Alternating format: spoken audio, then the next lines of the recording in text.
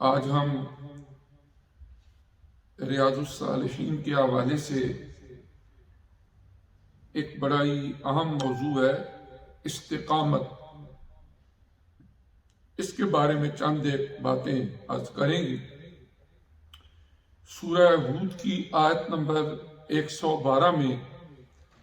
اللہ تبارک و تعالی نے قرآن پاک میں ارشاد فرمایا، حضور علیہ الصلوۃ والسلام کو مخاطب کر کے،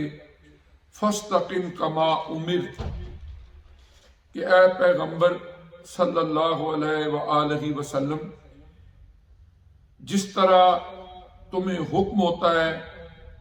اس پر قائم رہو۔ لفظ استقامت ایک چھوٹا سا لفظ ہے، لیکن اس کے معنی بہت وسیع ہیں۔ عربی لغت میں استقامت کا مطلب ہوتا ہے کسی چیز کو بالکل سیدھا کھڑا کر دینا، یا کسی بندے کا بالکل ایسے اینگل میں کھڑا ہونا کہ کہیں سے بھی جھکاؤ نہ ہو، اس کو کہا جاتا ہے استقامت۔ اسی طرح کوئی ایسا رستہ جس میں کوئی زگ زیگ نہ ہو، جس میں کوئی ٹیڑھا پن نہ ہو، بالکل سیدھا ہو، اس کو کہا جاتا ہے الصراط المستقیم۔ تو استقامت بھی ایک قرآنی اصطلاح ہے، اور شریعت اسلامیہ میں استقامت کا مطلب یہ ہوتا ہے کہ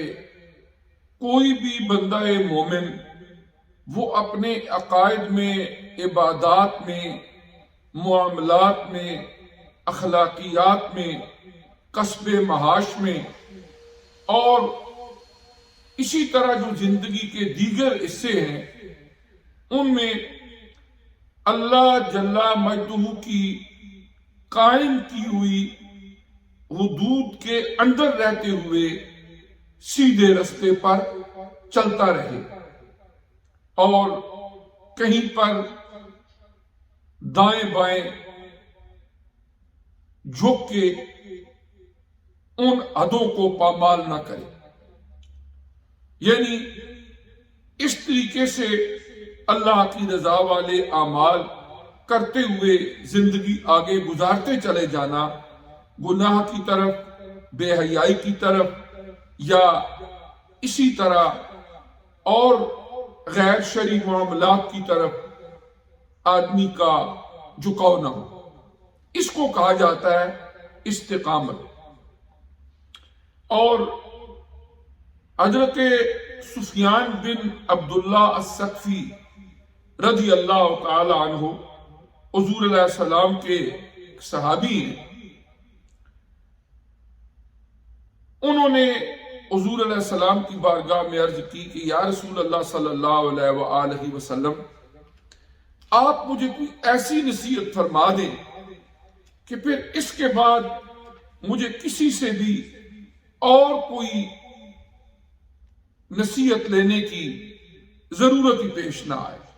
آپ کوئی ایسی مجھے نصیحت فرما دیں۔ حضور نبی کریم صلی اللہ علیہ وسلم نے فرمایا، قل آمنت باللہ ثم استقم، کہ کہہ دو کہ میں ایمان لایا اللہ کی ذات پر، اور پھر اس پر استقامت اختیار کر لو۔ اور قرآن پاک میں سورہ حامیم السجدہ، اس کی آیت نمبر 30 سے لے کر 32 تک اللہ کریم نے ارشاد فرمایا، ان الذین قالوا ربنا اللہ ثم استقاموا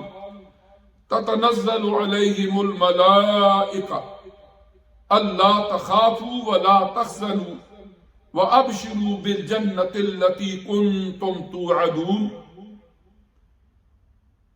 نحن اولیاؤکم فی الحیاۃ الدنیا وفی الآخرہ وَلَكُمْ فِيهَا مَا تَشْتَهِي أَنفُسُكُمْ وَلَكُمْ فِيهَا مَا تَدَّعُونَ نُزُلًا مِّنْ غَفُورٍ رَحِيمٍ۔ یعنی اس آیہ کریمہ میں استقامت اختیار کرنے والے اللہ کے جو خاص بندے ہیں ان کا ذکر ہوا کہ جن لوگوں نے یہ کہا کہ ہمارا پروردگار اللہ ہے، ان الذین قالوا ربنا اللہ ثم استقاموا، پھر اس پر ڈٹ گئے، قائم ہو گئے۔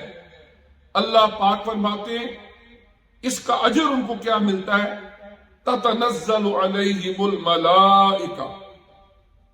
ان پر اللہ تعالیٰ کے فرشتے نازل ہوں گے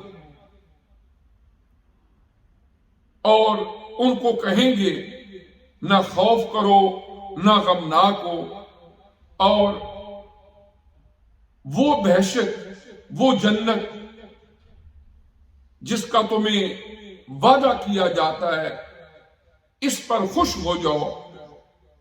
ہم دنیا کی زندگی میں بھی تمہارے دوست تھے اور آخرت کے اندر بھی تمہارے رفیق ہیں۔ اور اس آیہ کریمہ میں استقامت اختیار کرنے والے جو لوگ ہیں ان پر جو فرشتوں کے نزول کا اللہ کریم نے ارشاد فرمایا کہ ان پر اللہ کے فرشتے نازل ہوتے ہیں، اس آیہ کریمہ کی تفسیر میں مفسرین کرام نے لکھا کہ جس وقت موت کا وقت آتا ہے اس وقت بھی وہ فرشتے حاضر ہوتے ہیں، جب قبر سے اٹھایا جائے گا پھر بھی وہ فرشتے حاضر ہوں گے، اور جب حشر برپا ہوگا تو پھر بھی وہ فرشتے مددگار کے طور پر حاضر ہوں گے۔ اور یہ مدد جو کی جا رہی ہوگی ان اہل ایمان کی، اس کی بنیادی وجہ یہ بتائی گئی کہ انہوں نے استقامت اختیار کی۔ پھر سورہ الاحقاف اس کی آیت نمبر 13 اور 14 ہے کہ ان الذین قالوا ربنا اللہ ثم استقاموا فلا خوف علیہم ولا هم یحزنون اولئک اصحاب الجنۃ خالدین فیہا جزاء بما كانوا یعملون۔ اللہ پاک نے فرمایا سورہ الاحقاف میں کہ جن لوگوں نے کہا کہ ہمارا پالنہار، ہمارا پروردگار اللہ کی ذات ہے، پھر اس کے بعد وہ استقامت کے پہاڑ بن گئے اور ڈٹے رہے، انہیں کوئی خوف نہیں ہوگا اور نہ ہی غمگین ہوگے۔ یہی لوگ ہیں جو اہل جنت ہیں، ہمیشہ اس میں رہیں گے۔ یہ بدلہ ہے ان کاموں کا جو دنیا کی زندگی میں اللہ کے حکم کی تابعداری میں وہ کرتے رہے۔ اس کے بعد دنیا کی زندگی میں بے شمار وہ ظاہری اور باطنی دشمن ہیں جو انسان کو ڈی ٹریک کرنے کی کوشش کرتے ہیں، لیکن اصل اللہ کے خاص بندے وہ ہوتے ہیں کہ جو ایک دفعہ جب ایمان لے آتے ہیں اس کے بعد کسی کے فلسفے، کسی کے نظریے سے مروب ہو کے وہ دین کے معاملے کے اندر شکوک و شبہات کا شکار نہیں ہوتے، بلکہ پوری استقامت کے ساتھ وہ ان امور کو سر انجام دیتے ہیں جنہیں اللہ نے کرنے کا حکم دیا ہے، اور ان سے بچتے ہیں جن سے اللہ نے بچنے کا حکم دیا ہے۔